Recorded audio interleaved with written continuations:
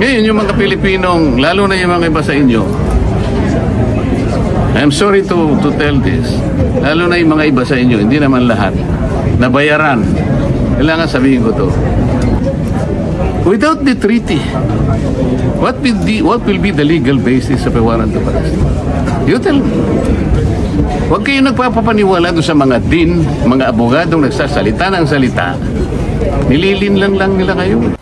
Sana po out of fairness, sana po tinatanong din natin, bakit hindi po kasuhan sa Pilipinas? Lahat po ng testigo nandito, lahat ng ebidensya nandito po. Bakit po hindi ba kasuhan dito instead of trying to short circuit? Sino po ang gusto nyong tanungin namin out of fairness kung bakit hindi dito sa Pilipinas ilitisin ang kaso? Sino po ang gusto nyong tanungin namin? Yes, ma'am. And precisely why there is an ICC. Yes. I don't know why you are framing it as a diminution of Philippine sovereignty. We're not part of the ICC, we're talking of the international community here. Hindi Yes, we're not part of the ICC, ma'am. I beg you to understand. Bitiranang mamamahayag na si Sis Drilon, walang takot na nakipagtalo sa abogado. Welcome back to Kaakibat TV. Mainit pa rin na pinag-uusapan hanggang ngayon ang arrest warrant ng ICC laban kay Senador Bato de la Rosa na bukod sa mga ordinary citizens na nakipaglaban ng tamang hustisya ng karapatan laban sa soberanya bilang bansa ay may iba't ibang kilalang personalidad ang nakikisawsaw at nagmamagaling ukol sa usapin ng jurisdiksyon ng Pilipinas at ICC. Kung matatandaan ay nagsalita rin si Senador Rodante Marcolita na kung saan malinaw na ipinaliwanag kung ano ang karapatan ng Pilipinas at ICC sa usaping jurisdiksyon na isa nga sa binalikan ng mambabatas ay ang ginawang pagdakip sa dating Pangulong Duterte na kahihiyan sa ating bansa na tila wala lang puwenta ang korte ng Pilipinas. Kung ano ginawa nila kay dating Pangulong Duterte, yun din ang gagawin nila. Do you think makikita pa natin si Senator Bato pagkatapos nilang makuha? Kasi wala na. Kaya sabi ko, hindi na kailangan pumunta rito. Pero nagpunta siya. Nirisk niya yung buhay niya. Kaya lang namin nakuha dahil sa kanya wala nang iba. We owe it to himself alone and nobody else. Nobody else. Kung hindi siya pumunta, nobody will blame him. Well, buhay niya yun eh. But he chose to do it. Kaya sabi ko sa kasama ko ngayon, sinong walang konsensiyang kakakalas? Yung tao ginawa niya. Gusto mo magpakulong dito? Pwede. Kasi at least domestic law, di ba? You can hire your lawyers. Pwede kang makita ng kamag-anak mo, ng asawa mo, ng pamilya mo. Sa dihig. Sino tutulong sa iyo doon? Ako nga nakiusap eh. Makita ko lang si PRRT kasi nandun na ako eh. Can you imagine, I request. O sige, kung gano'n lang, makita ko lang. Kung ayaw nyo kung makausap, wag na. Makita ko lang kahit 5 minutes. So I can wave my hands. Para ipakita ko sa niya, Mr. President, I am here. How are you? Then alis na ako. Hindi nila ako pinagbigyan.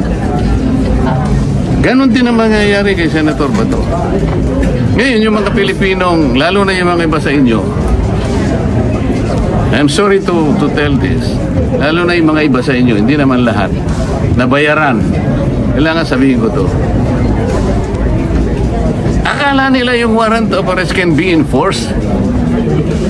Wala na tayong membership sa ICC, nasa Rome Statute.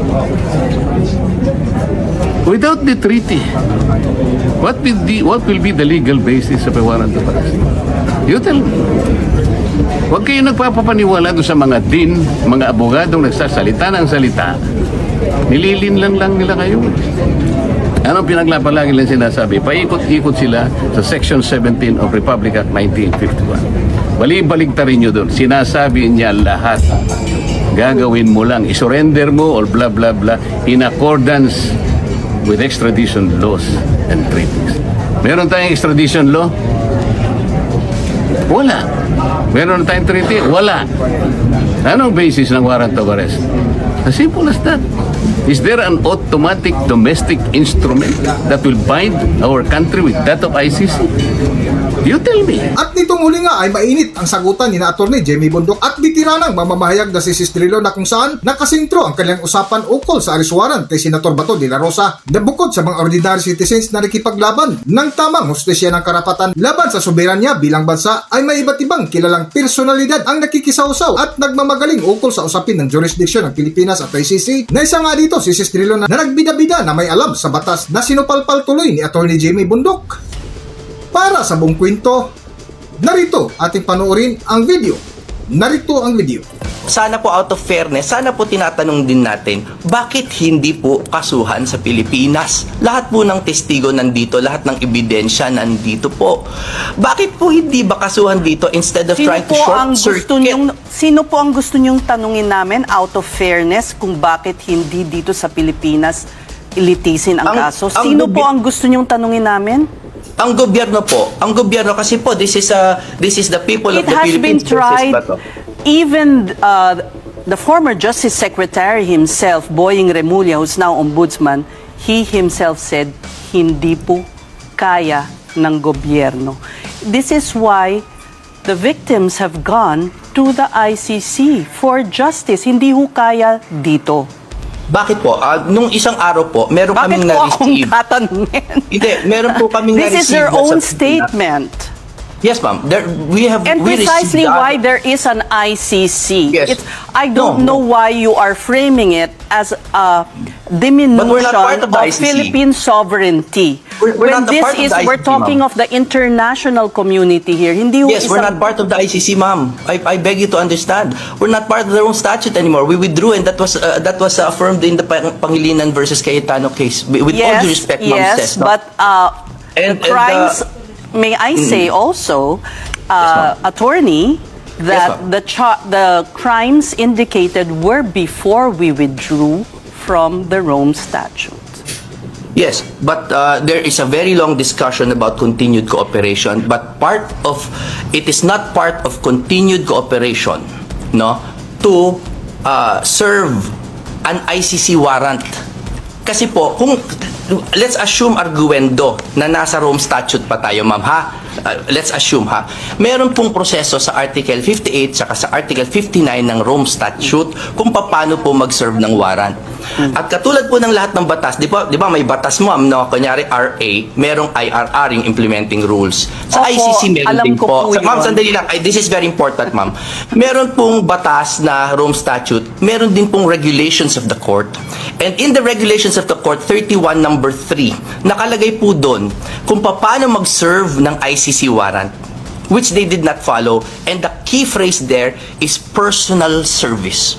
Kailangan po may personal service upon the accused, which they did not do. What did they do? They brandished it on social media and on media without serving us. Humingi po si Senator Cayetano, humingi po kami bilang legal counsel. Because out po of your deference to the client, law. and I'm sorry we're We were running not out of served the time, but warrant. I'd just like to point out, because he was running in the stairs and, even tripped. They were trying to serve the warrant on him. No, they were not. They were not in possession of the warrant. Then they admitted that. In fact, Melvin Matibag said to Cayetano that we will give it to you, and then sabi niya, hindi, sa Tuesday na lang, and then next time na lang, and then next time na lang. They did not serve as a warrant, no? So until okay, but if we'll be arguing till tomorrow. But just No, the but same, that's very important no, to concede, eh. What is important is why Senator Bato left the supposed protective custody of the Senate to go missing. Yun po yung issue. Ba't hindi po niya harapin? No, serve as the warrant. Yun yung tanong po. Yun yung, in the end, the most important question. He showed I think up to vote, to unseat, to cast his vote for Senator Alan Peter Cayetano as president, who was behind our withdrawal from the Rome Statute. He was foreign secretary then, correct? And then to go missing after, it seems it's unbecoming, to say the least. A little correction, it was the president, of course, President Duterte was Of the course, chief sir, architect. pero Ito yung nag-withdraw. Ngayon, pagdating po but kay we thank Senator you for your Bato, time. I'm sorry we don't one final explanation na lang po kung pwedeng maikli na lamang. Well, we are just waiting for the government authorities to serve us a personal service po nung warrant. And also Paano we po await... kung wala na nga, missing na nga si Senator, paano isi-serve? That is the purpose of the lawyers, ma'am. We are his legal counsel. Ma'am, I hope you don't ridicule us, ma'am. No, we're doing our best to I'm be not. You're earnest saying with you want the government to personally serve, but Yes. he ran You away. to us. He ran away. Abogado po kami. Abogado naman kami. Pwede naman po sa amin. Pwede So naman po. that is what you want, to serve it to you, Yes, and then yes, ano pong gagawin yes. ninyo pag Oh, na-serve na it- sa inyo? Then we will follow You'll produce accordingly. him? You will produce your client. Well, I can't assure that because I'm not Bato, but we will of course definitely serve the warrant on our client. Kasi po, ayaw nilang sundan yung sistema. They're Okay, not so following the law that they're invoking. this is what you're saying. You are willing for the government to serve the warrant on the legal counsels, and you will do your utmost best to produce your client. Did I understand it dadaan po sa correctly? proseso, no? Dadapan po sa proseso, sa PCTC and all that. Alam po niyo, I'm sure you've heard all of that. Pag dumaan na po sa tamang proseso and competent judicial authority, then pwede na nating pag-usapan ang pag-appear ni Senator Bato. Hanggang dito na lang muna ang ating video at kung nagustuhan nyo, huwag kalimutan mag-subscribe at pilutin yun na rin ang notification bell para ma-notify ka sa ating susunod na video. Maraming salamat!